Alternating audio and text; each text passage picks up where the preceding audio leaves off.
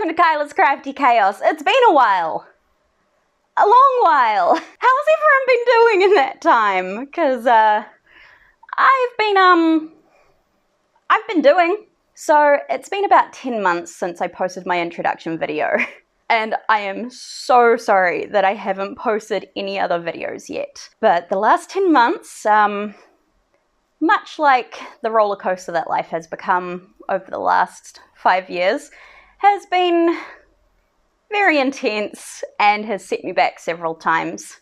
Just to give you a very, very quick rundown of why I haven't been able to post. Not long after I posted that first video, I unfortunately had to make the really, really difficult decision to put down my cat Mulan. She was very, very sick at the time of filming, and she was just in too much pain because of kidney failure, and yeah, I had to let her go, which was very difficult, and I miss her a lot. One part that also made it really hard was that it was her 11th birthday as well. Turns out that my my coping method for grief is craft, though. As a result, I ended up painting a rock with her on it and making a little mock-up doorstop, which I will actually probably eventually do as a proper craft for the channel, and that has her collar on it and sits where she used to like sitting in the back doorway. And the day that I had to put her down, I was meeting a new potential flatmate.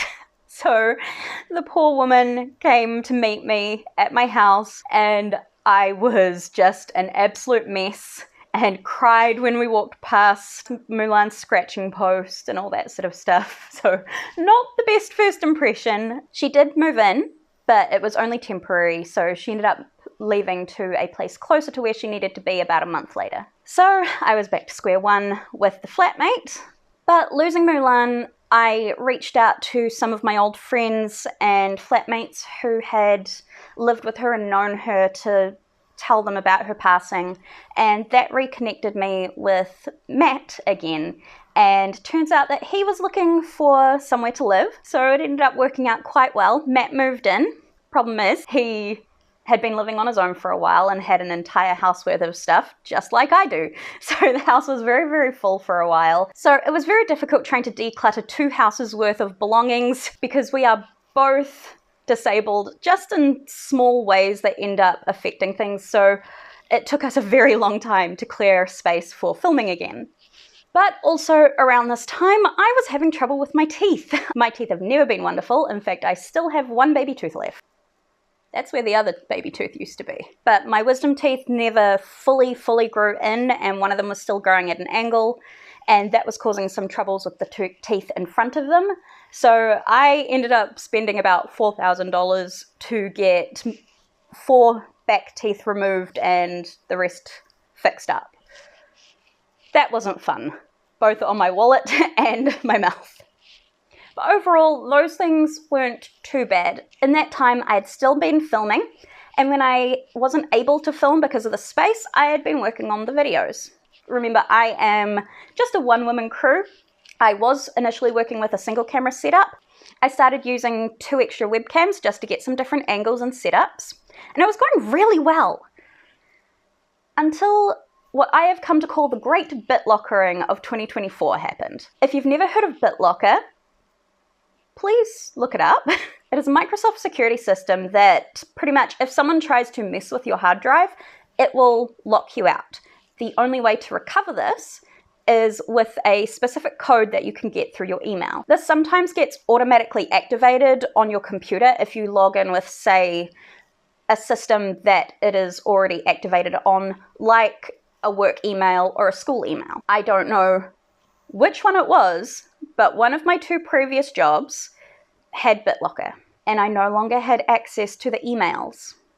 So for 2 months, I was completely shut out of my laptop. I did so much research, so much searching. I did everything humanly possible to try and recover my computer. I had all of my tech friends look at it, and in the end, I had to bite the bullet and format my laptop.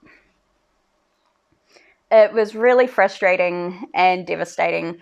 Thankfully, a good amount of my information was backed up on the cloud or on a hard drive. most of it. However, having started to film on the webcams, some of my footage was being automatically saved to desktop folders and weren't backed up.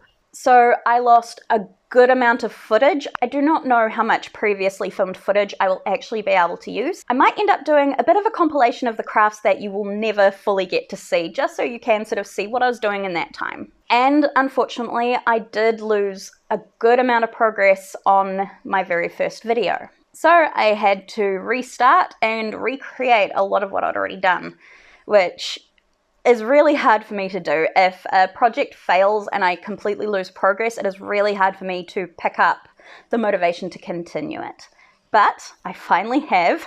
But I will get back to that in a moment, because there are still a couple more things that have stopped me from posting as soon as I wanted to, because the BitLocker happened halfway through the year. Another thing that greatly delayed me working on things, other than, of course, just my own general injury. I'm currently not wearing supports because the K-tape started giving me an allergic reaction.